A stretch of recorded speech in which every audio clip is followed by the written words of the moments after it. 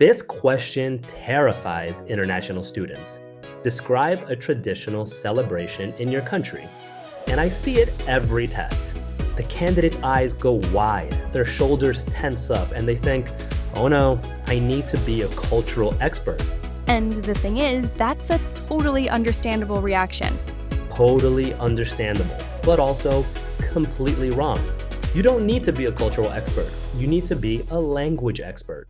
And today, I'm going to show you how to talk about any celebration confidently, even if, and listeners, hear me on this, even if you've never actually participated in it. We're back to the fabrication principle, aren't we? We are absolutely back to the fabrication principle. Right. Hello and welcome back, everyone. I'm Felicity, and that's Anthony, who is on a mission today to lower the blood pressure of every IELTS candidate watching. That's the goal. Quick reminder for new listeners. Anthony has spent over a decade as an actual IELTS speaking examiner. Thousands of real tests, and the culture-based cue cards are some of the most consistently anxiety-inducing for candidates. He's seen the panic firsthand. And the panic is the wrong response, because here's what most candidates don't realize. The examiner sitting across from you is not a cultural expert in your country either. They have no way to fact-check whether the festival starts on the 3rd of March or the 4th. They have no idea whether the food you describe is really eaten at that celebration. They genuinely do not know, and they don't care, because they're listening for Language. That's it. Vocabulary range, grammar variety, fluency, pronunciation. The cultural content is just the vehicle for demonstrating language. Once you internalize that, the whole question becomes liberating instead of terrifying. Right, so today, episode 24, we're going to take this exact cue card, deliver a Band 8 model answer, and break down the framework you can use for any celebration. Anthony, you ready? Hit me with the cue card. Okay, I'll be the examiner now. Here's your cue card. Describe a traditional celebration in your country. You should say when it takes place, what people do during it, who you usually celebrate it with, and explain why this celebration is important to people in your country. You have 1 minute to prepare, and you should speak for 1 to 2 minutes. Right. And before I deliver the answer, listeners, in your 1 minute of planning, don't try to remember every fact about the celebration. Just plan around the senses. What people wear, what people eat, what people do, what people say. Those 4 buckets give you a complete answer without needing to be an expert. Okay, go. All right. So I'd like to talk about a celebration called Lunar New Year, which is one of the most significant celebrations in many parts of Asia, including where I grew up. It typically takes place in late January or early February. The exact date varies because it follows the lunar calendar. And it lasts for about a week, although the most important days are the first 3. What makes it really special is that it's primarily a family celebration. People travel sometimes hundreds of kilometers to be home with their parents and grandparents. There's actually a huge migration that happens across Asia in the days leading up to it. Trains and buses are packed, airports are chaos, but everyone makes the journey because being apart from family at Lunar New Year is, well, unthinkable. In terms of what people actually do, there's quite a lot going on. On the eve of the new year, families gather for a big reunion dinner, which is probably the most important meal of the entire year. People wear new clothes, usually red, because red symbolizes good luck and prosperity. Children receive small red envelopes containing money from their elders, and there are fireworks and dragon dances in the streets. The atmosphere is honestly electric. What I particularly love about Lunar New Year is the food. Each dish has symbolic meaning. Fish represents abundance, dumplings represent wealth, long noodles represent longevity. Every bite carries a wish for the year ahead. It's beautiful, actually. I think the reason it matters so much to people is that it's a moment of pause. Modern life is so busy, and Lunar New Year is one of the few times when everyone, regardless of how successful or stressed they are, comes back together and remembers what really matters.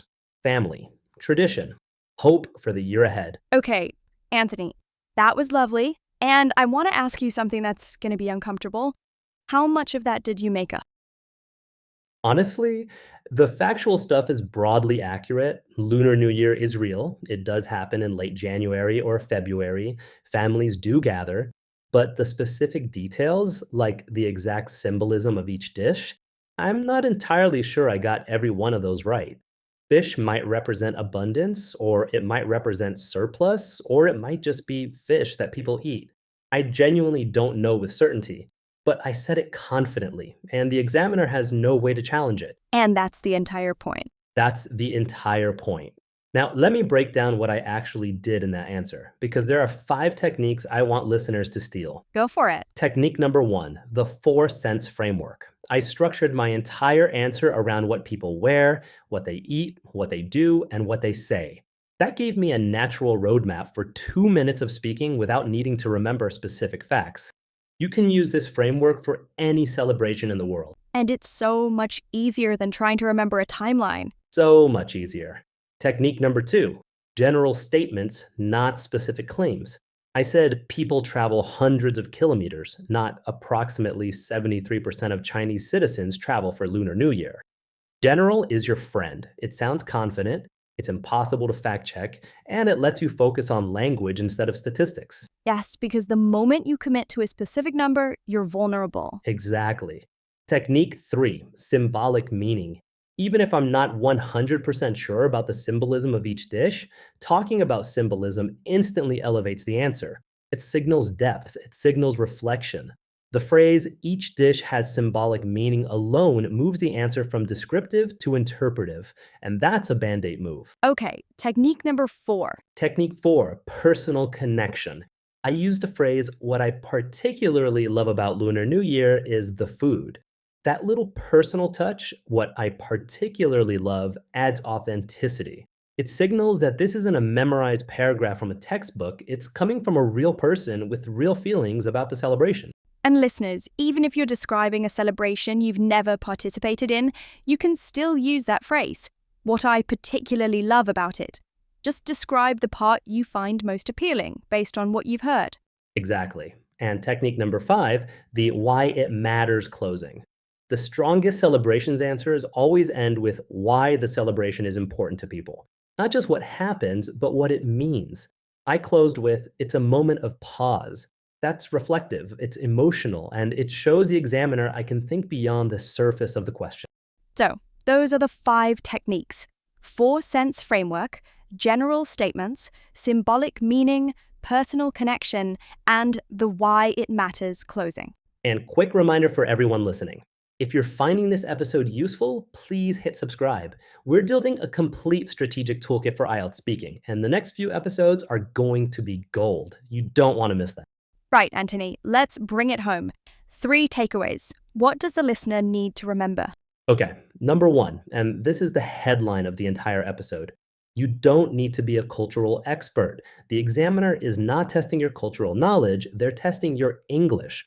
So stop worrying about whether you've got the dates right or the symbolism perfect. Pick a celebration, describe it confidently, and let your language do the work. Got it. Number 2. Number 2, use the 4-sense framework for any celebration cue card. What do people wear? What do people eat? What do people do? What do people say? Those 4 questions give you a complete 2-minute answer without needing chronological accuracy or specific facts. Drill this framework. Use it for 3 or 4 different celebrations this week. Beautiful. And number 3. Number 3, always close with why it matters. Don't just describe the celebration, interpret it. End with what it means to people. It's a time when families, or it's a reminder that, or it represents, that single sentence at the end lifts the answer from descriptive to reflective, and reflection is what scores band 8. Beautiful. 3 things. You don't need to be an expert, use the 4-sense framework, and always close with meaning. And here's the bigger point. Listeners, this approach works for any culture-based cue card. Describe a wedding in your country, describe a religious festival, describe a historical event your country celebrates. Same framework, same techniques, same band 8. Right, before we wrap, quick teaser for next time. Episode 25 is a big one.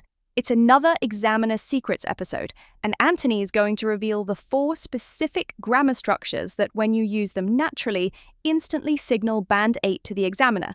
And here's the wild part. They're not difficult. Most students just don't know they should be using them. It's one of the most actionable episodes we've done. Subscribe so you don't miss it. And in the meantime, pick a celebration this week, any celebration, and practice describing it using the 4 cent framework. Time yourself, 2 minutes. Don't worry about being accurate, worry about being fluent. Until next time, keep practicing, stop second-guessing yourself, and we'll see you in the next one. Cheers, everyone.